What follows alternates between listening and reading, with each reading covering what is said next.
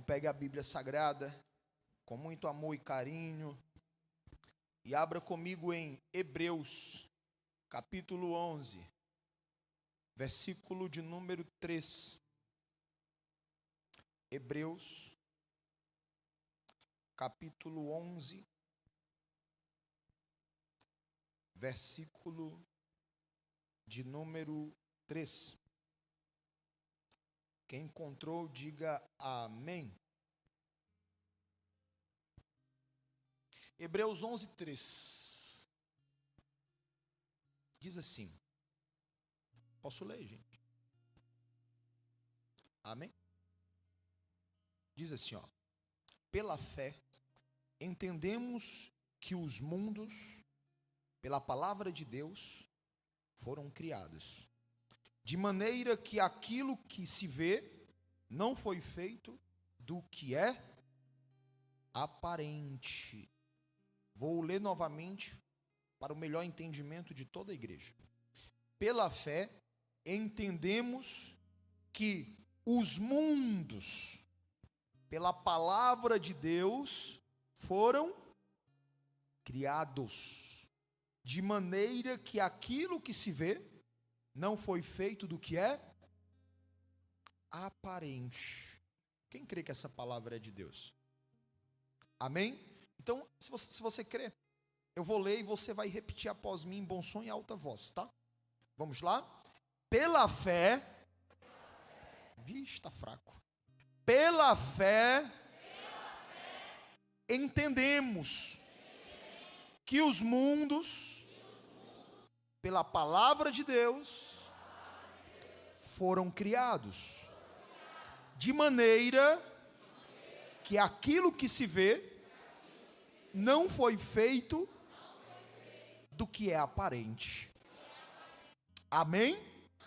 Desocupe as suas mãos agora, coloque a Bíblia sobre o seu assento, põe a mão esquerda no seu coração, levante a mão direita para o alto e vamos agradecer a Deus pela santa palavra nessa noite. Paizinho querido, muito obrigado pela oportunidade que temos de ouvir a Tua palavra. Nos ministra nessa noite, Pai. Vem, Senhor, com Teu Espírito na direção dos nossos corações. Que a incredulidade bata em retirada, Senhor. Que a fé seja ativada.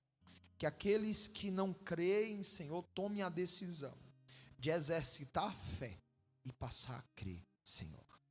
Porque sem fé é impossível agradar a Deus. Que nesta noite, Senhor, a nossa mente receba uma transição, um renovo de entendimento. Que essa palavra, Senhor, nos leve para um próximo nível, desmascarando as tramas de Satanás contra nós e nos fazendo avançar no propósito, na missão.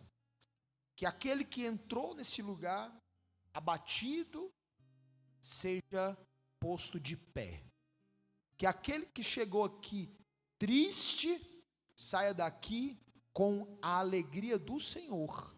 Não é qualquer alegria, que ele receba a alegria de Deus, que ele receba bom ânimo, que ele receba muito bom ânimo, que ele saia daqui, Senhor, na sua memória, aquilo que traz esperança. Que ele saia daqui, Senhor, com na sua mente, Pai, as promessas que o Senhor tem para a vida dele e para a vida dela. E não com problemas. Os problemas nunca deixarão de existir. Mas que as famílias que estão aqui, elas foquem nas promessas que o Senhor tem e não nos problemas que estão vivendo. Que assim seja, Senhor, em nome de Jesus.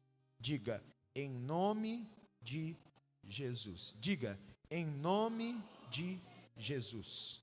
Amém. E graças a Deus. Sente-se, por favor.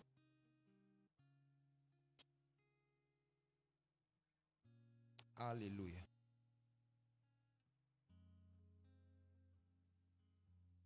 Amém, queridos? Peço a cada um de vocês que se concentrem, coloquem o celular no silencioso, tira até do vibratório, que é para que a vibração do celular não distraia você. O diabo, que é o inimigo das nossas almas, ele trabalha muito, essa é uma das principais estratégias dele, com distração. A distração, ela prejudica qualquer área da nossa vida, qualquer área. Se você está distraído, você não consegue produzir na profissão, na empresa. Se você está distraído, você não consegue ter um momento edificante como casal, por exemplo, na relação. Se você está distraído, você começa a adoecer emocionalmente. Por exemplo, se você está aqui, mas a tua mente está no passado, as chances são que você não vai receber nada que vai ser liberado aqui, e pode ser que você já venha de uma recorrência, levando se distraindo com as coisas do passado, e o fato é que você está em uma jornada depressiva, porque você está distraído com o passado. Entende? Se você está aqui e a tua cabeça está no que tu vai fazer amanhã, você está distraído com o futuro. E se isso é uma recorrência, se você com frequência se distrai com as coisas que ainda não chegaram, o fato é que você está em uma jornada de ansiedade. E isso vai trazer muitos prejuízos para você em todas as áreas da sua vida. Observe, distração. Distração. Então o inimigo das nossas almas, ele vai fazer de tudo para que a gente se distraia. Se você estiver distraído, você não vive a missão que Deus tem para você aqui na terra. Se você estiver distraído, você não vive o propósito. Você não consegue viver a vida verdadeira. Tua mente está distraída. Olha para a pessoa que está do seu lado e diga assim, ó, lute contra a distração. Diga, se esforce para começar a ter foco, a ter concentração. Gente, vamos ser sinceros. Se você tivesse mais foco, sua vida seria melhor, sim ou não? Né? Tanto de coisa que era para estar incontavelmente melhor se você tivesse foco, não é? Então, você no culto no domingo à noite é apenas um reflexo da vida que você está vivendo. Consegue entender isso? Ok? Então se esforça aqui, para que o teu esforço aqui desemboque em um resultado lá fora. Tá? Se esforça aqui, para que o teu esforço aqui desemboque em um resultado lá fora. Nós vamos dar continuidade hoje à nossa série de mensagens que tem o tema A Trajetória de Lúcifer. Na verdade, se eu não me engano, é a 11ª ministração. Tá? Pastor, poxa, pastor, é a primeira vez que eu estou aqui. Como é que eu faço para ouvir as outras palavras? Só você ir lá no meu YouTube, Alisson Silvestre. Aí lá tem ministração 1, ministração 2, até a 10ª ministração. Tá bom? Hoje é a 11ª. Nós lemos o texto aqui de Hebreus capítulo 11, versículo de número 3, que vai deixar claro que os mundos, eles foram criados pela palavra de Deus. Os mundos, que mundos, gente? Mundo visível e mundo invisível. Ou mundo inferior e mundo superior. Mesma coisa. Mundo visível é aquilo que nós vemos, o olho humano enxerga, ou mundo inferior, ou mundo natural. Olha só, então eu posso chamar de visível, inferior ou natural. Mesma coisa, tá? E mundo invisível, ou mundo superior ou sobrenatural. Esses mundos, eles foram criados pela palavra de Deus. Pastor, como que eu entendo isso? Pela fé. É o que está escrito. Pela fé entendemos que os mundos, pela palavra de Deus, foram criados. Pastor, mas eu não creio. Opção sua. Opção sua. Pastor, mas eu não tenho fé não, nisso aí não, pastor. Opção sua. O fato de você crer ou você não crer não muda o fato de ser real. Entende isso? O fato de você crer ou não crer não muda o fato de ser real. Mas está aí. E nós temos aprendido que tudo que existe no mundo visível, que é o mundo que a gente vive, primeiro é criado no mundo invisível. O que existe no mundo visível, primeiro é criado no mundo invisível. Por quê? Porque foi Deus que criou todas as coisas com a sua palavra. E Deus é Espírito. É o que diz a palavra de Deus. Deus é Espírito.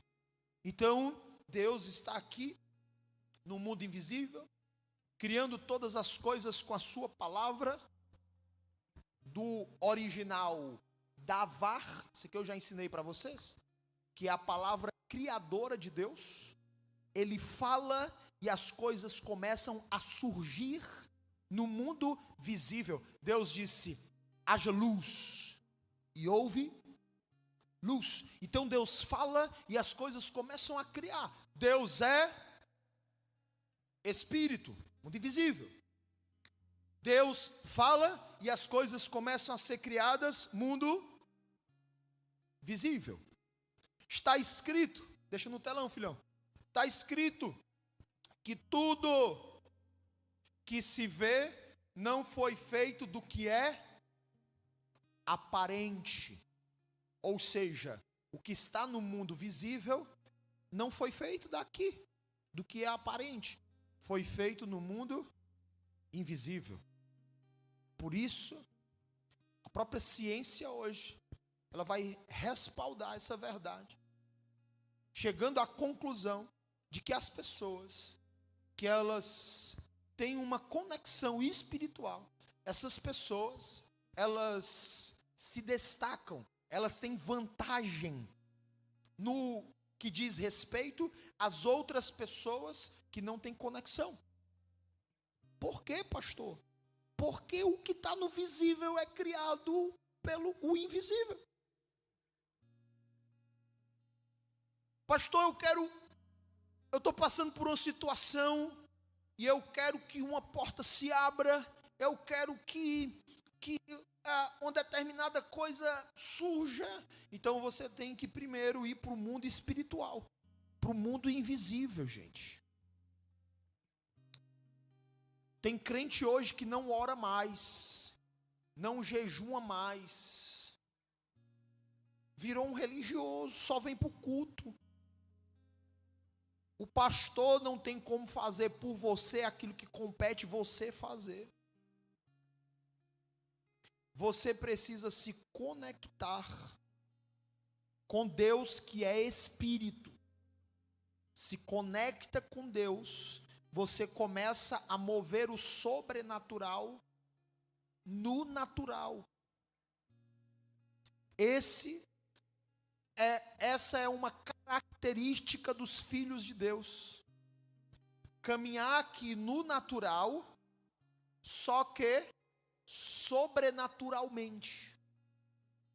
Diga amém. Esses dias os jovens têm vivido aqui experiências poderosas com o Espírito Santo. Alguns pais estão de boca aberta com o destravar espiritual na vida dos seus filhos. Quantos aqui tiveram experiências espirituais nesses últimos dias? Levanta a mão. Olha só. A experiência espiritual é um dos pilares para uma vida espiritual progressiva. Você tem que desejar isso. Ter experiências com o Espírito Santo. Experiência, vivência no sobrenatural. Desejar ser um instrumento nas mãos do Senhor. Agora, se não tiver discernimento espiritual, você vai levar uma rasteira rapidinho. Por quê, pastor? Porque o mundo invisível, ele é povoado, ele é gerido por anjos. E você já aprendeu aqui que de todos os anjos que foram criados, a terça parte caiu por influência de Lúcifer. Quem era Lúcifer? Lúcifer era um anjo que servia a Deus em um propósito designado. E esse camarada, presta atenção, gente, tá? Lúcifer nem sempre foi diabo, nem sempre foi Satanás. Lúcifer era um anjo de luz. Ele é o Ben-Shahar. Era um príncipe no meio dos anjos, um querubim ungido. Só que, num determinado dia, ele corrompeu o seu coração. Já já eu vou falar um pouquinho sobre isso. E pela corrupção do seu coração, ele começou a cometer iniquidades. E iniquidade só comete quem é de Deus. Não tem como cometer iniquidade quem não é de Deus. Por quê? Porque iniquidade é tudo que você faz para Deus longe de Deus. Quem lembra que eu ensinei sobre isso? Levanta a mão. Ok? Estou apenas fazendo uma revisão. Não vou ministrar sobre isso hoje. E esse camarada corrompeu o seu coração, começou a caminhar distante de Deus, mas ainda tendo a cobertura de Deus. Ele contaminou a terça parte dos anjos. Existem milhares de anjos, nações de anjos, tá? Mas vamos supor que fossem apenas 300 anjos. Ele contaminou a terça parte. Então ele contaminou quantos anjos? 100 anjos. Ficando aí 200 anjos de pé. Então, nessa matemática, 100 anjos caíram. 100 anjos que eram luz viraram trevas. 200 permaneceram luz. 100 viraram trevas. E aí, esses 100 que caíram, que viraram anjos das trevas, é o que nós conhecemos como demônios. Tá? E aí, dependendo da seita, tem os mais diversos nomes, né? Exu Caveira, Iemanjá, né? E aí tem lá os da floresta, né? Do folclore aí, que eu me esqueci o nome, né? Eu já ensinei isso aqui para vocês, gente. Porque para cada coisa que Deus criou, Ele prescreveu uma lei e designou um anjo para guardar aquela lei. Então, Ele criou o mar, prescreveu uma lei para o mar, designou um anjo para guardar o mar. Quem lembra dessa pregação? Olha só. Só que teve um príncipe que guardava a lei do mar que caiu e virou anjo das trevas. E ele está lá no mesmo lugar que Deus colocou. Tá? Nesse caso em específico, dá-se o nome de Iemanjá. Nada mais é do que um anjo príncipe que era luz, que agora virou trevas. Corrompido, contaminado por Lúcifer. Quantos estão entendendo isso, gente? Então você vai ouvir falar do espírito das florestas, dos ares, dos mares, todo canto tem anjo.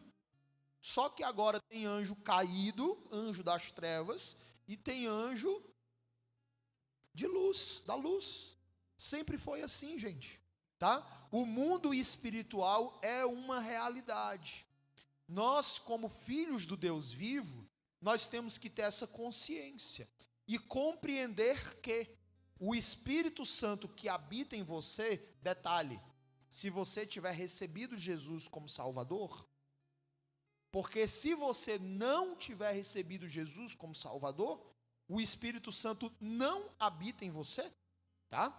A ser habitação do Espírito Santo foi um direito, uma oportunidade que nos foi dada depois de Jesus Cristo, porque Ele morreu, ao terceiro dia ressuscitou, amém?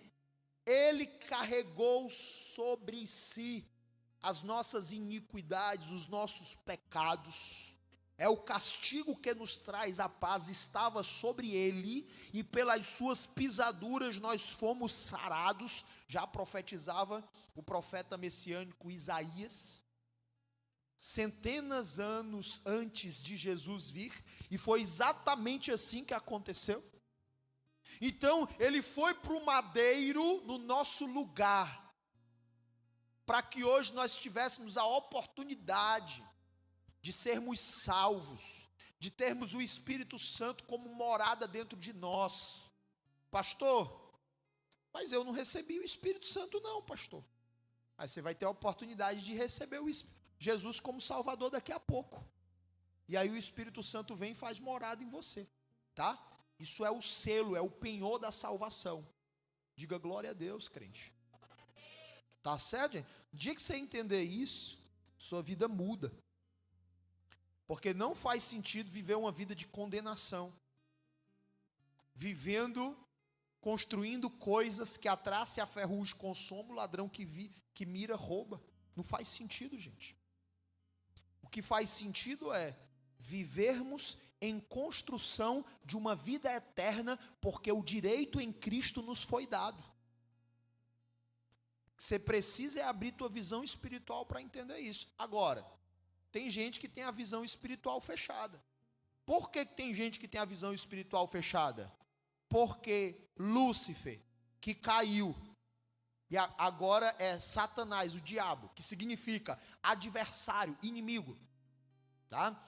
Adversário de Deus, inimigo de Deus, seu adversário, seu inimigo, tá? Ele vai fazer de tudo para que você não consiga enxergar o propósito de Deus, o propósito salvífico de Cristo, o sacrifício que Jesus fez por você.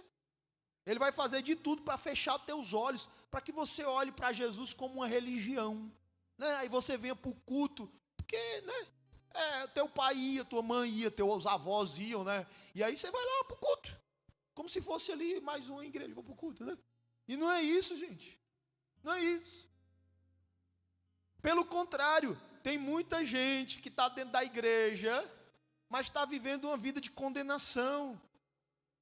A questão não é só estar aqui, não é só vir para dentro do templo, mas é de fato ser templo, ser morada do Espírito Santo, valorizar isso, ser igreja onde você estiver. Como foi ministrado aqui antes de eu começar a pregar, que o Espírito Santo ministrou, eu não reservei aquele momento para falar aquilo não, gente. Eu cheguei aqui e o Espírito Santo começou a ministrar, começou a falar, porque tem gente aqui que tem vivido uma vida impura no matrimônio e precisa se arrepender. Está dentro da igreja, tem conhecimento da palavra de Deus, mas tem vivido uma vida impura. Quando chegar o grande dia, você não permanece na festa, porque suas vestes estão sujas.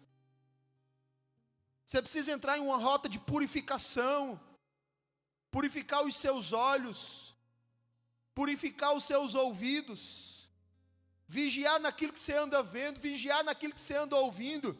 Ou você acha que não tem um chifrudo por trás, planejando a tua queda, planejando a destruição da tua família, e tu tá cego, não consegue enxergar o plano de Satanás para acabar contigo, e continua na vida de pecado, continua na vida de corrupção, porque ele, juntamente com a terça parte dos anjos que caíram, eles foram feitos para guardar, mas eles caíram. Ou seja, aqueles que foram feitos para guardar, agora caídos, são instrumentos para destruir. Destruir o quê? Destruir tua vida, destruir tua família, destruir tua capacidade de raciocínio.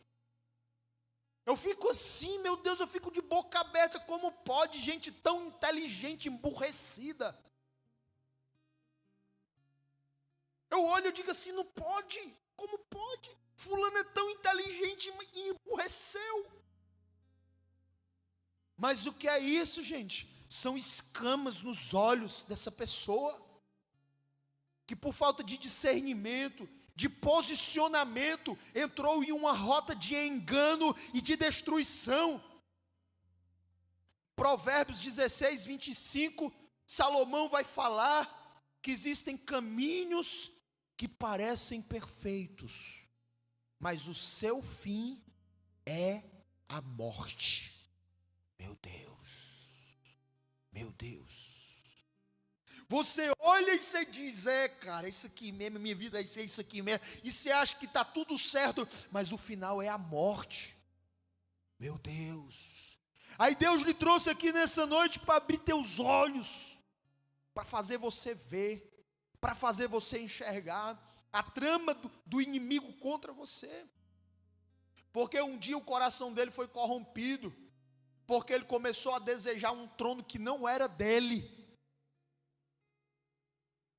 E aquele que era luz virou trevas. Aí qual que é a meta dele agora? A meta dele é fazer você, que é luz, virar trevas também.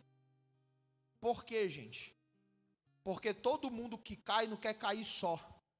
Pode observar uma pessoa que se desvia, uma pessoa que começa a ficar fraco na fé, que a chama começa a apagar, ela vai em outra pessoa. Ei, tu tá sabendo? Misericórdia, né? Aí começa com um papinho de caído, sabe? Com um papinho de desviado, sabe? Porque quem cai não quer cair sozinho, gente. Aí começa a falar coisa para querer contaminar teu coração. Eu ainda estou indo lá para a igreja, né? Tu sabe, né, que eu era lá de dentro, né? Eu era o braço direito do pastor, né? Tu sabe, né? Só que tem muita coisa que eu vi que eu não estava concordando, né? E aí começa. A pessoa caiu, só que ela não quer cair sozinha, gente. Ela começa a ir atrás dos outros, ó.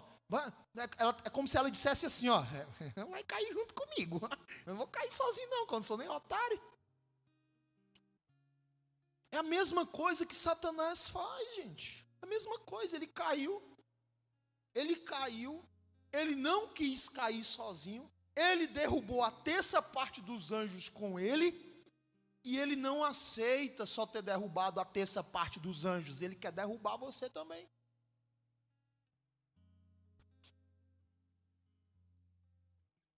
Ele quer derrubar você também. E aí? Qual é a decisão, qual é a posição que você vai tomar? Sabe quando que esse desejo começou a aflorar no coração de Lúcifer? Pastor, que desejo? O desejo de ser maior do que Deus. O desejo corrompido no seu coração. Sabe quando? Quando Deus abriu para ele as salas dos seus tesouros. Quando Deus, isso aqui é uma tese, tá? Quando Deus abriu as salas dos seus tesouros para ele, ele viu um trono que estava vazio. Pastor, mas Deus não estava no trono? Estava, só que tinha outro. E tem mais de um trono? Tem vários tronos. Eu vou mostrar para você já já. Mas ele viu um trono vazio. E na hora ele parou e ele pensou, ele deve ter pensado assim: esse trono vazio, eu acho que deveria ser meu trono. E Deus tirou de mim e eu não lembro. Esse trono era meu. E ele começou a desejar ser maior do que Deus. Na Bíblia vai estar que o desejo dele de colocar ali um trono, a semelhança, mais alto do que as estrelas que estavam acima do trono de Deus. Olha a corrupção. Veja aqui comigo, Apocalipse, capítulo 4. Apocalipse, capítulo 4. Gente, isso é muito louco, isso é muito louco, porque isso acontece nos dias de hoje também.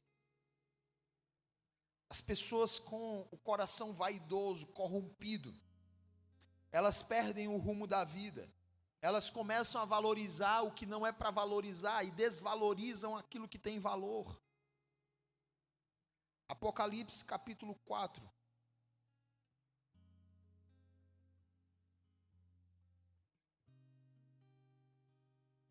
Versículo de número 2, quem encontrou diga amém. Diz assim: e logo fui arrebatado no Espírito, e eis que um trono, um quê?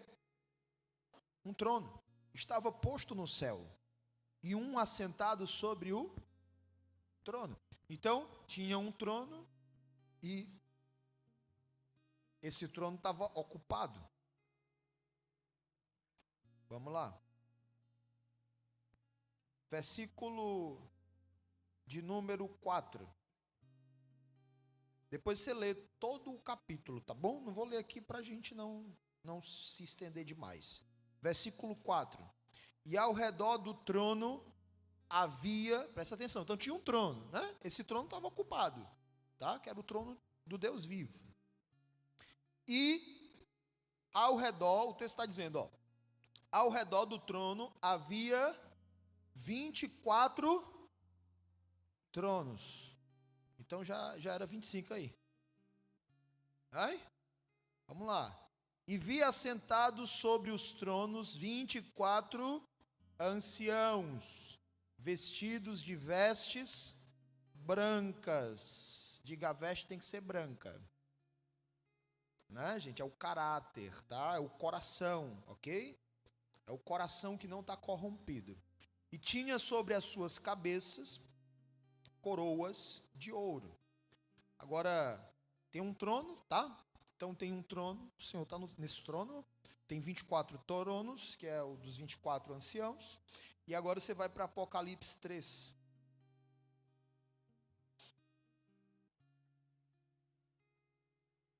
Apocalipse 3, verso 21. Quem encontrou, diga amém. Amém? Diz assim, ó. Ao que vencer, lhe concederei que se assente comigo no meu trono. Presta atenção. Assim como eu venci e me assentei com meu Pai no seu trono. Então, quem está falando aqui? Jesus. Dependendo da sua Bíblia, inclusive, vai estar em vermelho aí, dependendo da Bíblia, né? Caracterizando palavras de Cristo. Então ele diz, o que vencer vai sentar comigo no meu trono, assim como eu sentei no trono do meu Pai. Então tem um trono para o Pai, tem um trono para Cristo, tem um trono de Cristo, tem um trono do Pai, tem um trono dos 24 anciãos. E Jesus era um mistério não revelado. Quando a sala do tesouro dos céus é apresentada para Lúcifer, ele vê um trono que não tem ninguém. Tem o trono de Deus, mas tem um trono que não tem ninguém. Porque o Pai escondeu o Filho nele. É um mistério que ainda não havia sido revelado nem para os anjos. Isso é tão fato que eu já expliquei para vocês que Satanás confunde, pensa que o Messias, o Cristo, era Moisés. Quem lembra dessa palavra que eu expliquei sobre isso? O nascido das águas. Quem lembra dessa palavra? Ok. Então, quando ele vê o trono vazio, ele pensa que esse trono era dele. Isso é uma tese. Na hora, ele traz para o seu coração esse desejo, essa imaginação rebelde. Esse trono deve ser meu, que Deus deve ter me tomado e eu não lembro. Por quê? Porque o ser que foi criado, ele só lembra a partir da sua criação. Ele não consegue lembrar antes da sua criação. Ele deve ter me tirado porque ele estava com medo de eu superá-lo. Gente, ele acreditou de verdade que poderia superar Deus. Porque ninguém se levanta contra alguém com desejo de ser igual, não. Quem se levanta contra uma pessoa é com desejo de superar aquela pessoa.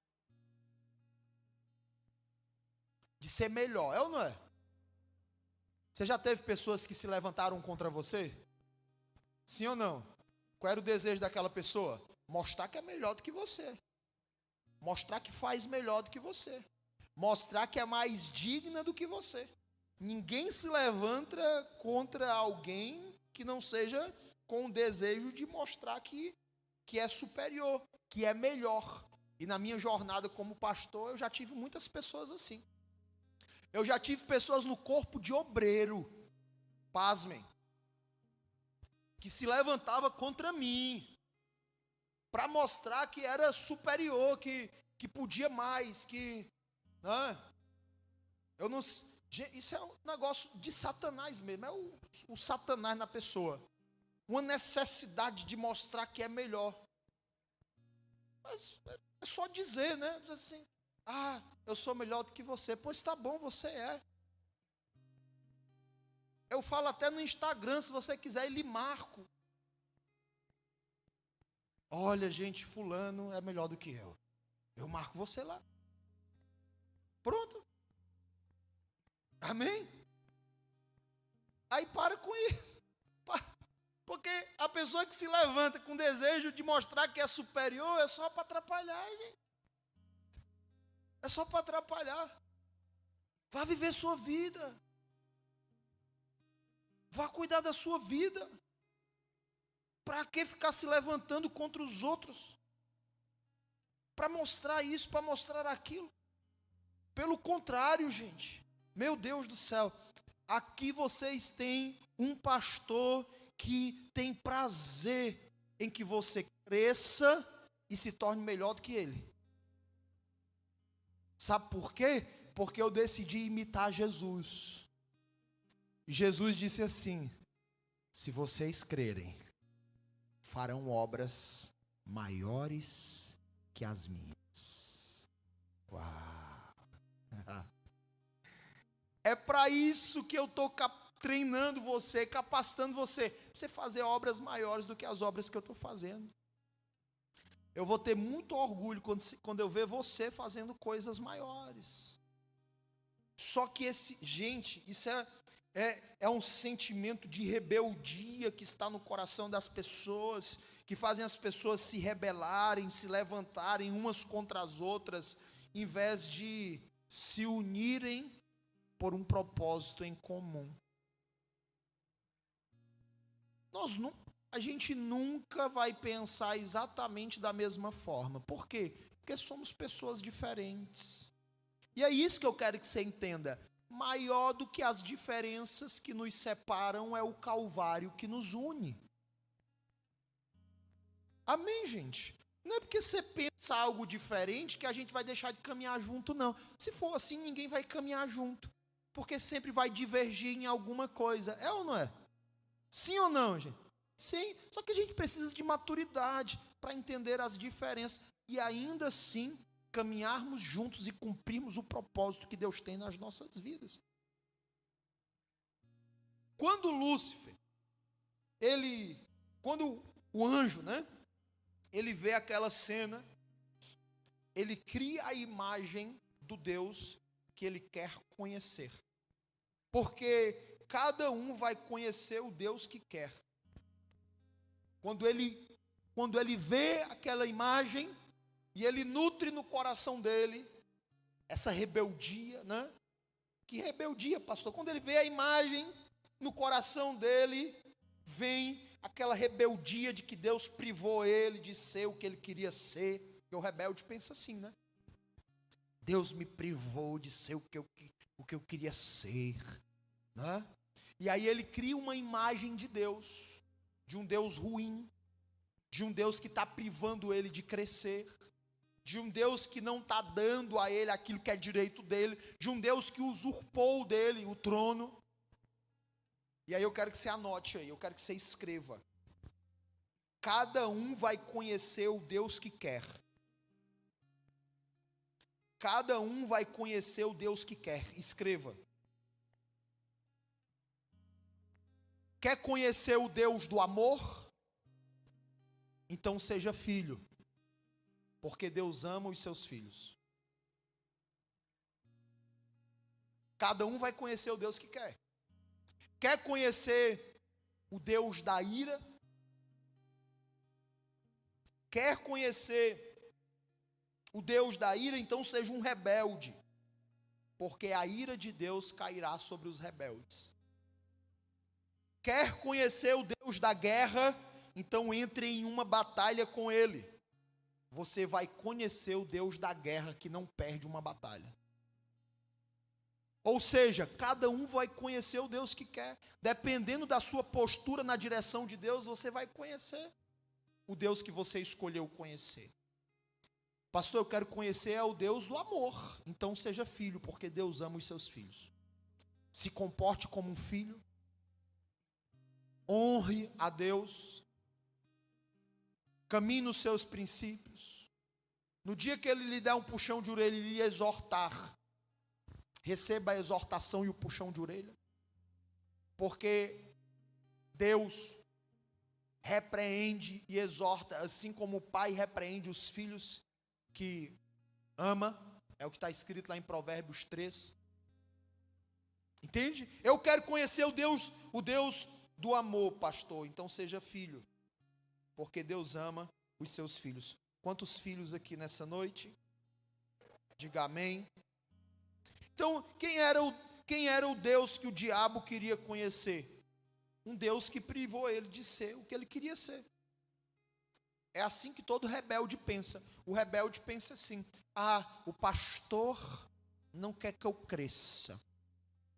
O pastor, ele não deixa eu crescer, ele fica impedindo eu de crescer. Gente, isso é rebeldia. Teve uma jovem que há anos atrás ela veio conversar comigo. Ela disse assim: pastor, eu quero começar um projeto. Eu estou vendo que na igreja não tem isso e tal, e eu estava pensando e tudo mais, e aí eu quero começar um projeto. E aí eu disse para essa jovem: olha, você vai fazer o seguinte, você vai passar por essas etapas aqui, e a gente vai botar para cima nesse projeto. Ela se revoltou. Claro, ela não se revoltou na minha frente, Ela se revoltou nas minhas costas, falou umas bobagens e saiu da igreja. Foi para uma outra igreja. Hoje está desviada. Hoje está desviada. Porque O rebelde, ele vai ter essa mentalidade. O pastor não quer deixar eu crescer. Tem gente que pensa assim. Por quê, pastor? Imaturidade. A imaturidade faz a gente não compreender o teste do tempo. Diga, teste do tempo. Diga, teste do tempo. Quanto maior for o propósito, mais testado nós seremos no tempo. O teste do tempo revela caráter. Não tem teste melhor do que o teste do tempo. Quando alguém é submetido ao tempo, essa pessoa revela o que de fato está no coração dela. Tem gente aqui que passou por teste diferente. Alguns passaram por um teste de tempo maior do que outros. Por quê, pastor? Porque depende do tamanho do propósito. Depende do que Deus também está querendo tratar. O teste do tempo também significa tratamento. Diga glória a Deus. Até Deus tocar no coração do seu pastor e dizer assim, ó, agora você está pronto. Você está pronto. Tem gente aqui que achou que esse dia nunca ia chegar. Para alguns demorou, gente. Quem achou que esse dia nunca ia chegar? Levanta a mão aí para eu ver. Pastor, eu achei que nunca ia chegar. Olha, ó. 1, 2.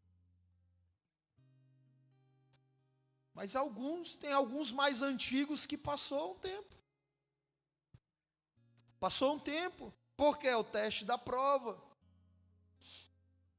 E nós temos que compreender, gente, que a vida, preste atenção nisso, a vida, ela vai trazer provações. A interpretação correta é necessária para que a gente viva o propósito que Deus tem para nós. O que é que Satanás, junto com os seus demônios, que é a terça parte que caiu, vai fazer? Vai fazer você interpretar errado. Por exemplo, quem passa por dificuldade aqui? Levanta a mão. Quem está passando por desafios na vida? Levanta a mão aí. Quem recentemente ou atualmente está passando por alguns sofrimentos? Levanta a mão. Ok. Existe aí uma onda diabólica que já se dissemina pelo Brasil já há algum tempo. Eu não sei se isso chegou aos seus ouvidos. De alguns aqui eu acredito que sim. Essa onda diabólica, ela tem ministrado no ouvido das pessoas de que alguém que é de Deus não pode, se a pessoa é de Deus, ela não pode passar por dificuldade, não. Por sofrimento, não. Se está passando por dificuldade, é porque não está sendo de Deus, não. Se está passando por algum sofrimento, está em pecado. Não é de Deus, não. Porque se fosse de Deus, não estava passando por isso, não. Quem já ouviu isso, gente? Levanta a mão para eu ver aí. Olha só. O que é isso? Isso é uma onda do Satanás. Tá? Por que alguém que é de Deus não pode passar por dificuldade? Onde é que está isso na Bíblia? Onde é que está isso na Bíblia? Se Jesus foi ferido para você ser curado, ou Jesus não era de Deus? Jesus carregou a cruz nas costas, foi açoitado, cuspido, humilhado. Gente? Para que sofrimento maior do que o sofrimento de Jesus? Ou Jesus não estava vivendo o propósito de Deus? Jesus sofreu ou não sofreu vivendo o propósito, gente? Quem conhece a história de José aqui? Levanta a mão. José fez certo ou fez errado? Fez certo.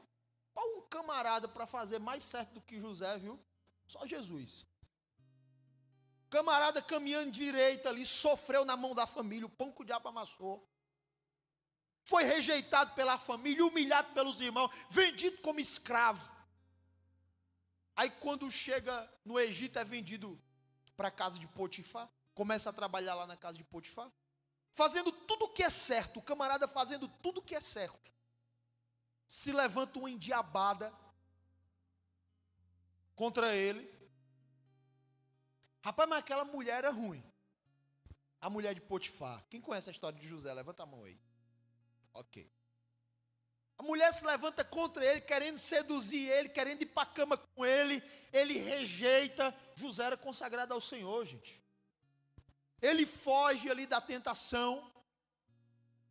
Permanece em santidade, permanece fazendo o que é certo. E é injustiçado. Colocado na cadeia, no cárcere. O camarada fazendo o que era certo e se levanta um endiabado. Mas aquela mulher era... Bicha, tem mulher que é... Meu Deus do céu. Que você ora para o maligno sair, ela sai e o maligno fica. É pior do que o capeta. Ô mulher ruim. E José foi para o cárcere.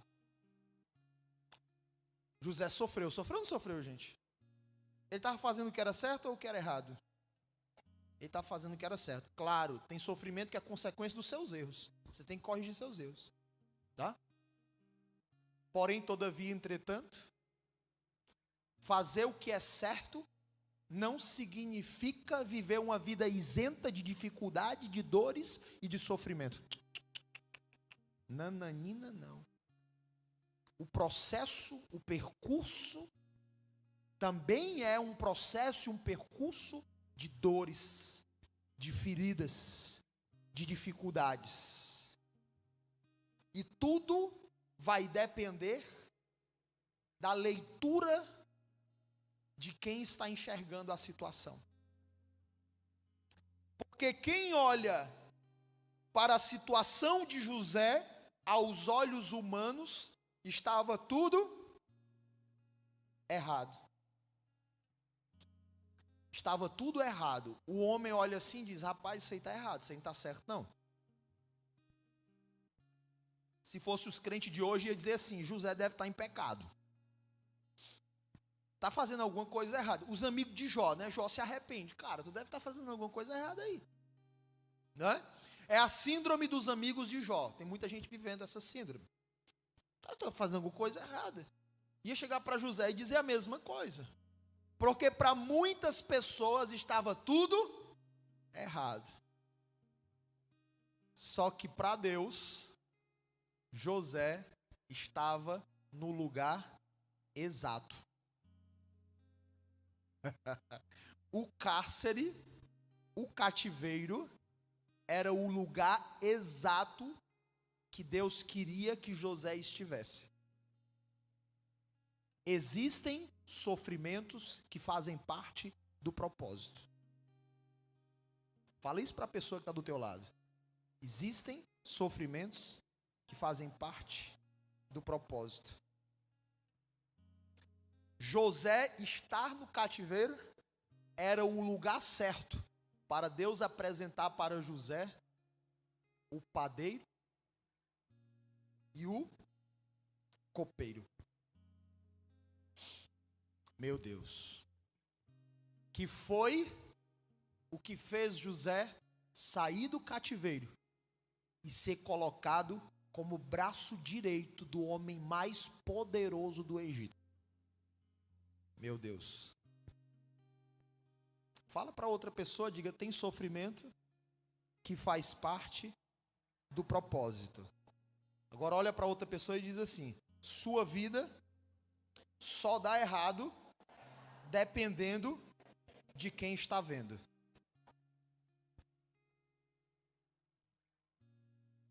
Quem pegou? Quem pegou? Tem gente achando que a tua vida está um fracasso. E Deus está dizendo, está apenas um preparo para um novo começo. Tem gente achando que a tua vida está um fracasso, e Deus está dizendo, segura as pontas porque a tua bênção está chegando. Tem gente olhando para você e dizendo, acabou, e Deus está olhando para você e dizendo, vai começar. Tem gente olhando para você e dizendo, é o fim. E Deus está olhando para você e dizendo, é o melhor tempo na tua vida, o melhor tempo na tua casa. Não é o fim, é o melhor tempo na tua empresa. Chegou o melhor tempo na tua história. Tem gente olhando e dizendo, está tudo errado. E Deus está dizendo, você está no lugar certo. Eu vou desatar esse nó. E quem não está entendendo nada vai contemplar a minha glória na tua vida. Continua firme, levanta a tua cabeça e crê, porque se você crê, você vai ver a minha glória. Pastor, o senhor não tem noção, pastor, da luta que eu estou enfrentando. Você que não tem noção da luta que Jesus enfrentou. Pastor, o senhor não tem noção da guerra que eu estou enfrentando. Você que não tem noção da guerra que Elias enfrentou. Você que não tem noção da guerra que Moisés enfrentou. Você que não tem noção da guerra que os grandes homens de Deus enfrentaram. Homem de Deus e mulher de Deus vai enfrentar guerra, mas o detalhe é que o Senhor da guerra está na sua frente. O general dos exércitos que nunca perdeu uma batalha vai contigo, e se o Senhor é por ti, quem será contra ti? Se o Senhor é contigo, você vai vencer essa peleja. Em nome de Jesus. Está tudo dando errado, depende de quem vê. Depende de quem vê, porque ao ver de algumas pessoas, está tudo dando errado. Mas ao ver de Deus, você está no lugar exato para conhecer o padeiro e o copeiro. Entende? Se você está vivendo uma vida errada, você tem que consertar, tá certo? Não estou falando disso não. Mas se você está vivendo o propósito e está passando por dificuldade, está passando por sofrimento, está passando por desafios, fica tranquilo. Faz parte do processo. Aprenda com as dificuldades. Tire lições do sofrimento. Amadureça, aproveite para desenvolver os frutos do Espírito, para crescer em Deus, para exercitar a fé. Dificuldade é a oportunidade de exercício de fé. Tem crente que a fé é bem pequenininha. Está tudo bem quando está tudo certo. Mas se sem fé é impossível agradar a Deus, aí as coisas começam a apertar, que é para você ativar a fé. Aí tem gente que começa a se desesperar. Ai, meu Deus do céu, e agora, Senhor? Agora é a hora de você crer. Você não estava crendo, irmão, estava tudo bem. Agora é a hora de você crer, porque se você crer, você vai ver a glória de Deus. Agora é a hora de você confiar em Deus, porque tem gente que só confia no seu salário. Aí quando o salário atrasa uns diazinhos, começa a entrar em desespero. O seu Deus é o dinheiro. Quando o negócio aperta, irmão, ele mostra quem de fato ele é. Quem é você? De verdade. A dificuldade revela quem é você. Na dificuldade você mostra. O que está dentro de você sai. Transborda. Entende? Deus lhe trouxe aqui nessa noite para você tratar isso. Porque Ele lhe fez para a glória dEle, para ser um homem de Deus, para ser uma mulher de Deus. Vai passar por dificuldade? Vai.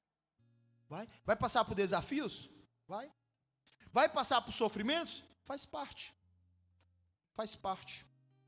Mas aqueles que estão em Deus, o sofrimento é o lugar exato para Deus estartar algo novo na sua história. Você está sofrendo? Está passando por desafios, está passando por dificuldade, fica firme, levanta a cabeça, olha para o monte, contempla o teu socorro que vem do Senhor. O Espírito Santo vai tomar a tua mente, vai tomar o teu coração, vai te dar direção, portas vão se abrir na tua vida. Deus vai enviar pessoas no teu sofrimento, porque Ele quer que você seja usado para pessoas específicas, que você só vai conhecer na dificuldade, e depois você vai entender, quando tudo desembocar, quando o rolo desenrolar, e você dar a volta por cima, e tudo acontecer, você vai dizer: meu Deus, como o Senhor é Deus.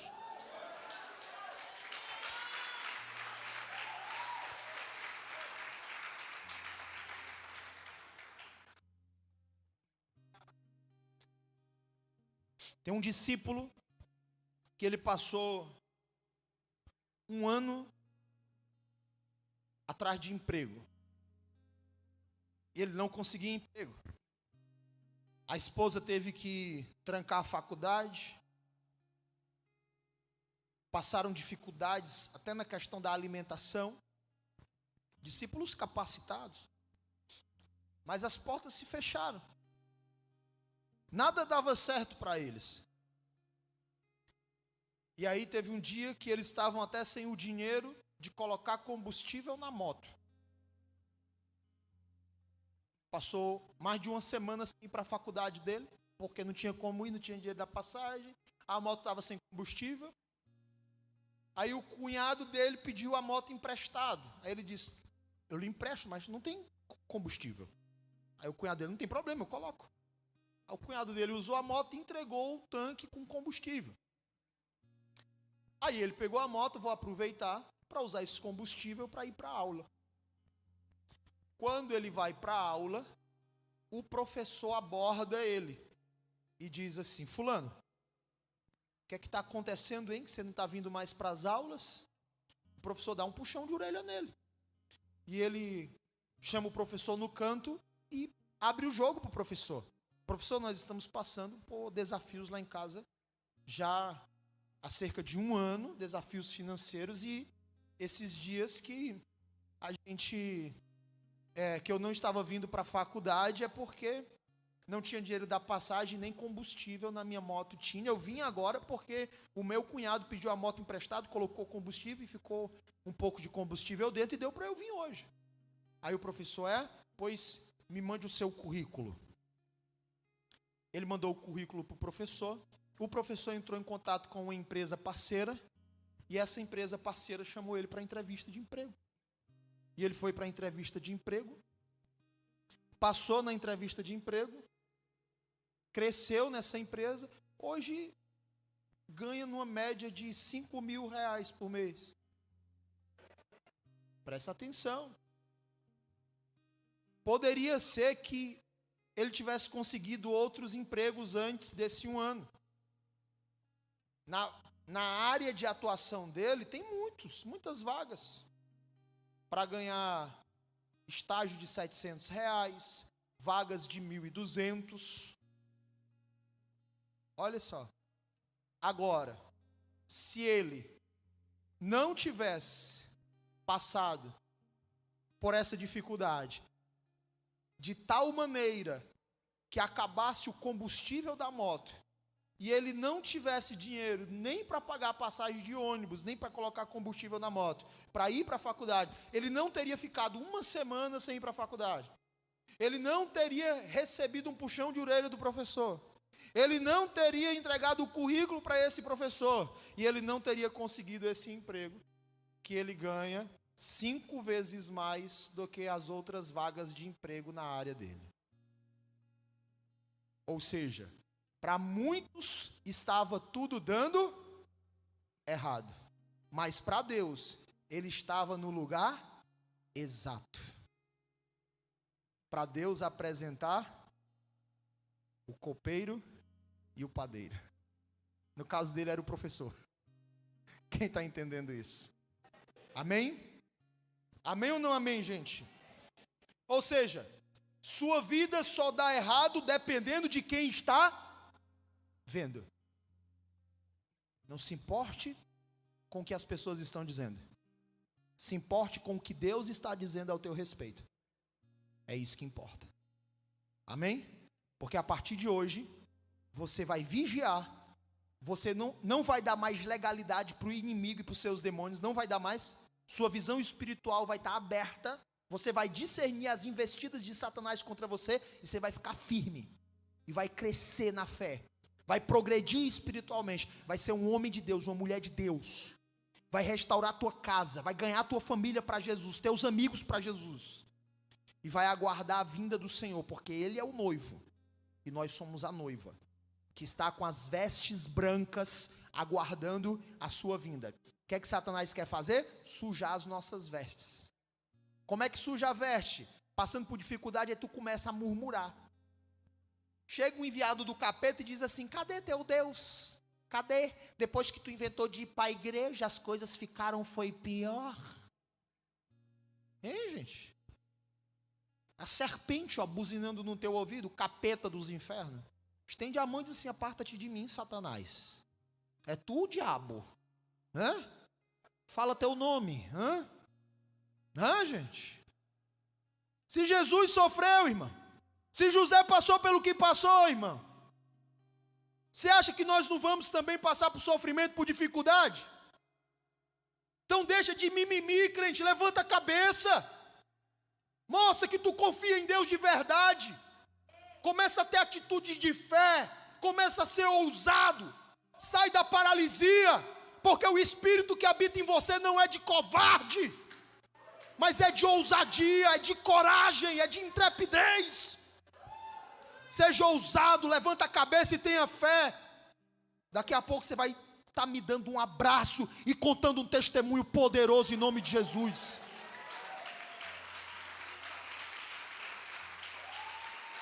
Porque a tua vida está dando errado, depende de quem vê. Depende de quem vê. Porque se você está vivendo o propósito de Deus, mas você está firme, está com as vestes brancas, então para Deus você está no lugar exato, para Ele te apresentar o coveiro e o padeiro. Em nome de Jesus.